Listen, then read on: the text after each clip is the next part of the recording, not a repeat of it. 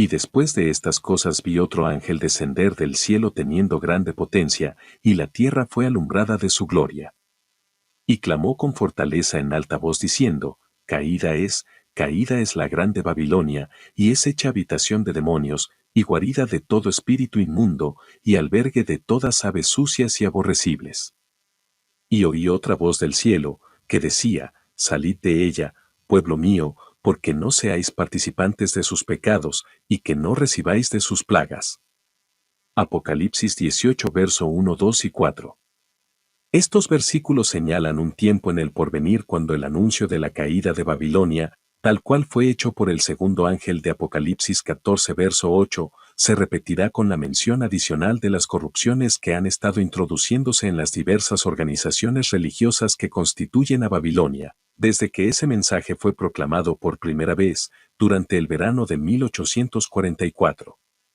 Se describe aquí la terrible condición en que se encuentra el mundo religioso. Cada vez que la gente rechace la verdad, habrá mayor confusión en su mente y más terquedad en su corazón, hasta que se hunda en temeraria incredulidad. En su desafío de las amonestaciones de Dios, seguirá pisoteando uno de los preceptos del Decálogo hasta que sea inducida a perseguir a los que lo consideran sagrado. Se desprecia a Cristo cuando se manifiesta desdén hacia su palabra y hacia su pueblo. Conforme vayan siendo aceptadas las enseñanzas del espiritismo en las iglesias, irán desapareciendo las vallas impuestas al corazón carnal, y la religión se convertirá en un manto para cubrir las más bajas iniquidades. La creencia en las manifestaciones espiritistas abre el campo a los espíritus seductores y a las doctrinas de demonios, y de este modo se dejarán sentir en las iglesias las influencias de los ángeles malos. Se dice de Babilonia, con referencia al tiempo en que está presentada en esta profecía, sus pecados han llegado hasta el cielo y Dios se ha acordado de sus maldades. Apocalipsis 18 verso 5. Ha llenado la medida de sus culpas y la ruina está por caer sobre ella. Pero Dios tiene aún un pueblo en Babilonia, y antes de que los juicios del cielo la visiten, estos fieles deben ser llamados para que salgan de la ciudad y que no tengan parte en sus pecados ni en sus plagas. De ahí que este movimiento esté simbolizado por el ángel que baja del cielo, alumbrando la tierra y denunciando con voz potente los pecados de Babilonia. Al mismo tiempo que este mensaje, se oye el llamamiento, salid de ella, pueblo mío. Estas declaraciones, unidas al mensaje del tercer ángel, constituyen la amonestación final que debe ser dada a los habitantes de la tierra. Terrible será la crisis a que llegará el mundo. Unidos los poderes de la tierra para hacer la guerra a los mandamientos de Dios, decretarán que todos los hombres, pequeños y grandes, ricos y pobres, libres y siervos, Apocalipsis 13 verso 16, se conformen a las costumbres de la Iglesia y observen el falso día de reposo. Todos los que se nieguen a someterse serán castigados por la autoridad civil y finalmente se decretará que son dignos de muerte. Por otra parte, la ley de Dios que impone el día de reposo del Creador exige obediencia y amenaza con la ira de Dios a los que violen sus preceptos. Dilucidado así el asunto, cualquiera que pisotee la ley de Dios para obedecer una ordenanza humana, recibe la marca de la bestia, acepta el signo de sumisión al poder al cual prefiere obedecer en lugar de obedecer a Dios. La amonestación del cielo dice así: si alguno adora a la bestia y a su imagen, y recibe su marca en su frente, o en su mano, él también beberá del vino de la ira de Dios, que está preparado sin mezcla alguna en el cáliz de su ira. Apocalipsis 14 verso 9 y 10.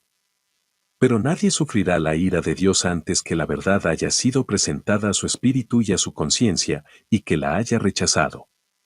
Hay muchas personas que no han tenido jamás oportunidad de oír las verdades especiales para nuestros tiempos. La obligación de observar el cuarto mandamiento no les ha sido jamás presentada bajo su verdadera luz. Aquel que lee en todos los corazones y prueba todos los móviles no dejará que nadie que desee conocer la verdad sea engañado en cuanto al resultado final de la controversia. El decreto no será impuesto estando el pueblo a ciegas. Cada cual tendrá la luz necesaria para tomar una resolución consciente. El sábado será la gran piedra de toque de la lealtad, pues es el punto especialmente controvertido. Cuando esta piedra de toque le sea aplicada finalmente a los hombres, entonces se trazará la línea de demarcación entre los que sirven a Dios y los que no le sirven. Mientras la observancia del falso día de reposo, domingo, en obedecimiento a la ley del Estado y en oposición al cuarto mandamiento, será una declaración de obediencia a un poder que está en oposición a Dios, la observancia del verdadero día de reposo, sábado, en obediencia a la ley de Dios, será señal evidente de la lealtad al Creador. Mientras que una clase de personas, al aceptar el signo de la sumisión a los poderes del mundo, recibe la marca de la bestia, la otra, por haber escogido el signo de obediencia a la autoridad divina, recibirá el sello de Dios. Hasta ahora se ha solido considerar a los predicadores de las verdades del mensaje del tercer ángel como meros alarmistas. Sus predicciones de que la intolerancia religiosa adquiriría dominio en los Estados Unidos de Norteamérica, de que la Iglesia y el Estado se unirían en ese país para perseguir a los observadores de los mandamientos de Dios, han sido declaradas absurdas y sin fundamento. Se ha declarado osadamente que ese país no podría jamás dejar de ser lo que ha sido, el defensor de la libertad religiosa. Pero, a medida que se va agitando más ampliamente la cuestión de la observancia obligatoria del domingo, se ve acercarse la realización del acontecimiento hasta ahora tenido por inverosímil, y el tercer mensaje producirá un efecto que no habría podido producir antes. En cada generación Dios envió siervos suyos para reprobar el pecado tanto en el mundo como en la Iglesia. Pero los hombres desean que se les digan cosas agradables y no gustan de la verdad clara y pura. Muchos reformadores, al principiar su obra, resolvieron proceder con gran prudencia al atacar los pecados de la Iglesia y de la nación. Esperaban que mediante el ejemplo de una vida cristiana y pura, llevarían de nuevo al pueblo a las doctrinas de la Biblia. Pero el Espíritu de Dios vino sobre ellos como había venido sobre Elías, impeliéndole a censurar los pecados de un rey malvado y de un pueblo apóstata. No pudieron dejar de proclamar las declaraciones terminantes de la Biblia que habían titubeado en presentar. Se vieron forzados a declarar diligentemente la verdad y señalar los peligros. Sin temer las consecuencias, pronunciaban las palabras que el Señor les ponía en la boca, y el pueblo se veía constreñido a oír la amonestación. Así también será proclamado el mensaje del tercer ángel.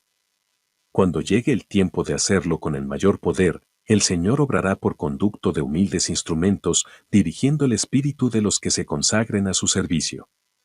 Los obreros serán calificados más bien por la unción de su espíritu que por la educación en institutos de enseñanza.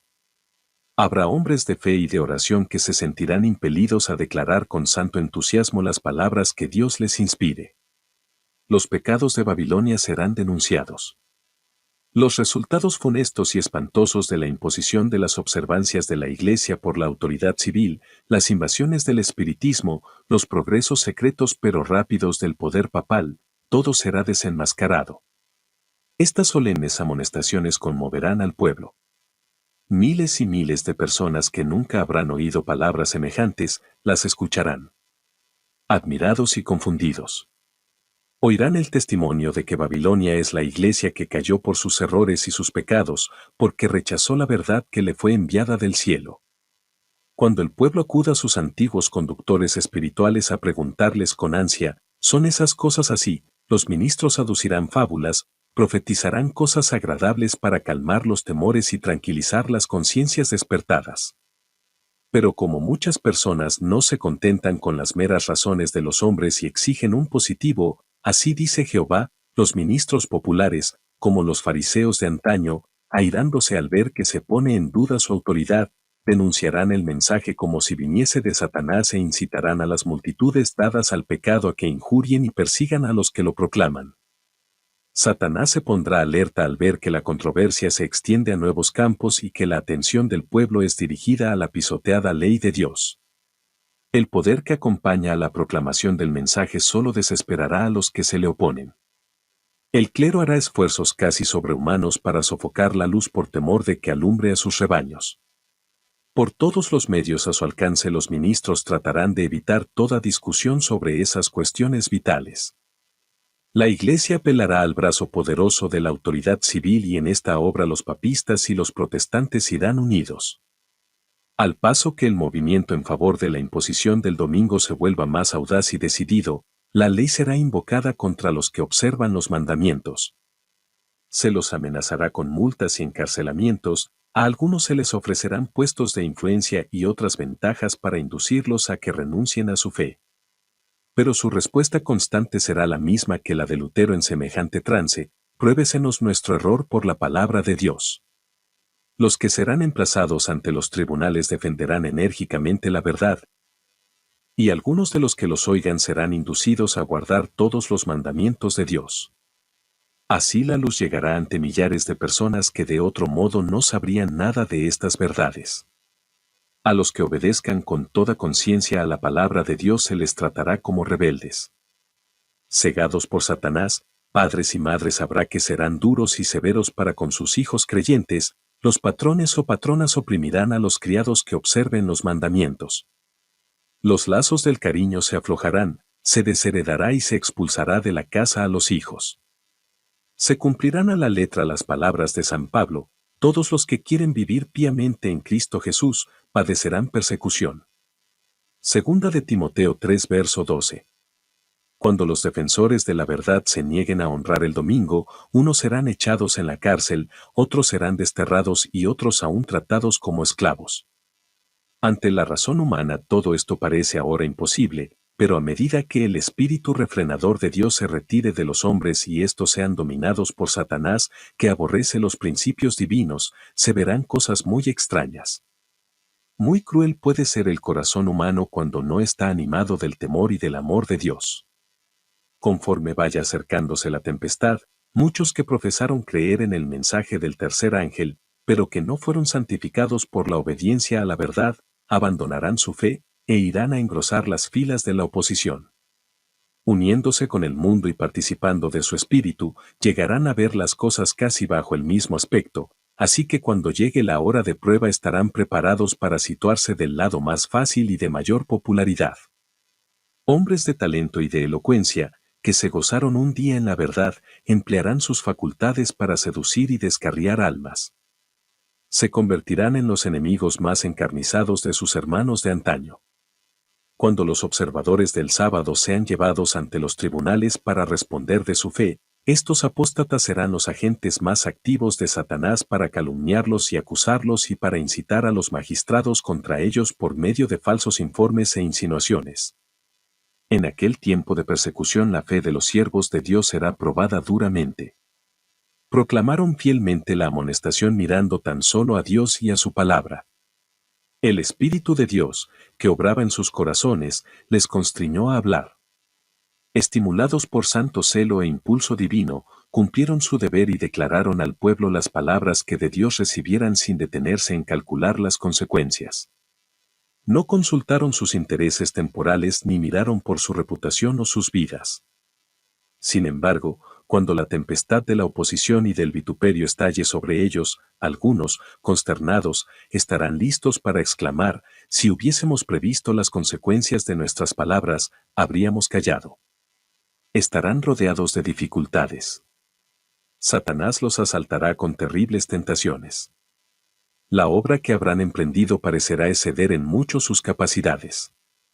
Los amenazará la destrucción. El entusiasmo que les animara se desvanecerá, sin embargo no podrán retroceder. Y entonces, sintiendo su completa incapacidad, se dirigirán al Todopoderoso en demanda de auxilio. Recordarán que las palabras que hablaron no eran las suyas propias, sino las de aquel que les ordenara dar la amonestación al mundo. Dios había puesto la verdad en sus corazones, y ellos, por su parte, no pudieron hacer otra cosa que proclamarla. En todas las edades los hombres de Dios pasaron por las mismas pruebas.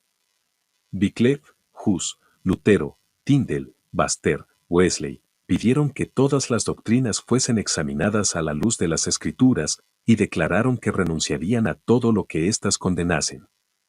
La persecución se ensañó entonces en ellos con furor, pero no dejaron de proclamar la verdad. Diferentes periodos de la historia de la Iglesia fueron señalados por el desarrollo de alguna verdad especial adaptada a las necesidades del pueblo de Dios en aquel tiempo.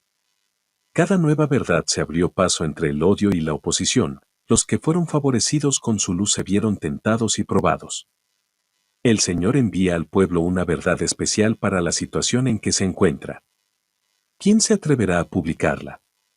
Él manda a sus siervos a que dirijan al mundo el último llamamiento de la misericordia divina. No pueden callar sin peligro de sus almas. Los embajadores de Cristo no tienen por qué preocuparse de las consecuencias. Deben cumplir con su deber y dejar a Dios los resultados. Conforme va revistiendo la oposición un carácter más violento, los siervos de Dios se ponen de nuevo perplejos, pues les parece que son ellos mismos los que han precipitado la crisis, pero su conciencia y la palabra de Dios les dan la seguridad de estar en lo justo, y aunque sigan las pruebas se sienten robustecidos para sufrirlas. La lucha se encona más y más, pero la fe y el valor de ellos aumentan con el peligro. Este es el testimonio que dan. No nos atrevemos a alterar la palabra de Dios dividiendo su santa ley, llamando parte de ella esencial y parte de ella no esencial, para obtener el favor del mundo. El Señor a quien servimos puede librarnos. Cristo venció los poderes del mundo, y nos atemorizaría un mundo ya vencido. En sus diferentes formas, la persecución es el desarrollo de un principio que ha de subsistir mientras Satanás exista y el cristianismo conserve su poder vital. Un hombre no puede servir a Dios sin despertar contra sí la oposición de los ejércitos de las tinieblas. Le asaltarán malos ángeles alarmados al ver que su influencia les arranca la presa. Hombres malvados reconvenidos por el ejemplo de los cristianos, se unirán con aquellos para procurar separarlo de Dios por medio de tentaciones sutiles. Cuando este plan fracasa, emplean la fuerza para violentar la conciencia. Pero mientras Jesús siga intercediendo por el hombre en el santuario celestial, los gobernantes y el pueblo seguirán sintiendo la influencia refrenadora del Espíritu Santo, la cual seguirá también dominando hasta cierto punto las leyes del país. Si no fuera por estas leyes, el estado del mundo sería mucho peor de lo que es. Mientras que muchos de nuestros legisladores son agentes activos de Satanás, Dios tiene también los suyos entre los caudillos de la nación. El enemigo impele a sus servidores a que propongan medidas encaminadas a poner grandes obstáculos a la obra de Dios, pero los estadistas que temen a Dios están bajo la influencia de santos ángeles para oponerse a tales proyectos con argumentos irrefutables. Es así como unos cuantos hombres contienen una poderosa corriente del mal. La oposición de los enemigos de la verdad será coartada para que el mensaje del tercer ángel pueda hacer su obra. Cuando la amonestación final sea dada, cautivará la atención de aquellos caudillos por medio de los cuales el Señor está obrando en la actualidad, y algunos de ellos la aceptarán y estarán con el pueblo de Dios durante el tiempo de angustia. El ángel que une su voz a la proclamación del tercer mensaje, alumbrará toda la tierra con su gloria. Así se predice una obra de extensión universal y de poder extraordinario. El movimiento adventista de 1840 a 1844 fue una manifestación gloriosa del poder divino. El mensaje del primer ángel fue llevado a todas las estaciones misioneras de la tierra, y en algunos países se distinguió por el mayor interés religioso que se haya visto en país cualquiera desde el tiempo de la Reforma del siglo XVI. Pero todo esto será superado por el poderoso movimiento que ha de desarrollarse bajo la proclamación de la última amonestación del tercer ángel. Esta obra será semejante a la que se realizó en el día de Pentecostés. Como la lluvia temprana fue dada en tiempo de la efusión del Espíritu Santo al principio del ministerio evangélico, para hacer crecer la preciosa semilla, así la lluvia tardía será dada al final de dicho ministerio para hacer madurar la cosecha. Y conoceremos, y proseguiremos en conocer a Jehová, como el alba está aparejada a su salida, y vendrá a nosotros como la lluvia tardía y temprana a la tierra. Vosotros también, hijos de Sión, alegraos y gozaos en Jehová vuestro Dios, porque os ha dado la primera lluvia arregladamente, y hará descender sobre vosotros lluvia temprana y tardía como al principio. Y será en los postreros días, dice Dios, derramaré de mi espíritu sobre toda carne. Y será que todo aquel que invocare el nombre del Señor, será salvo. Oseas 6 verso 3, Joel 2 verso 23, Hechos 2 verso 17 y 21. La gran obra de evangelización no terminará con menor manifestación del poder divino que la que señaló el principio de ella. Las profecías que se cumplieron en tiempo de la efusión de la lluvia temprana, al principio del ministerio evangélico, deben volverse a cumplir en tiempo de la lluvia tardía, al fin de dicho ministerio. Esos son los tiempos de refrigerio en que pensaba el apóstol Pedro cuando dijo, así que, arrepentíos y convertíos, para que sean borrados vuestros pecados, pues que vendrán los tiempos del refrigerio de la presencia del Señor, y enviará a Jesucristo. Hechos 3 verso 19 y 20. Vendrán siervos de Dios con semblantes iluminados y resplandecientes de santa consagración, y se apresurarán de lugar en lugar para proclamar el mensaje celestial. Miles de voces predicarán el mensaje por toda la tierra. Se realizarán milagros, los enfermos sanarán y signos y prodigios seguirán a los creyentes. Satanás también efectuará sus falsos milagros, al punto de hacer caer fuego del cielo a la vista de los hombres. Apocalipsis 13 verso 13. Es así como los habitantes de la tierra tendrán que decidirse en pro o en contra de la verdad. El mensaje no será llevado adelante tanto con argumentos como por medio de la convicción profunda inspirada por el Espíritu de Dios. Los argumentos ya fueron presentados.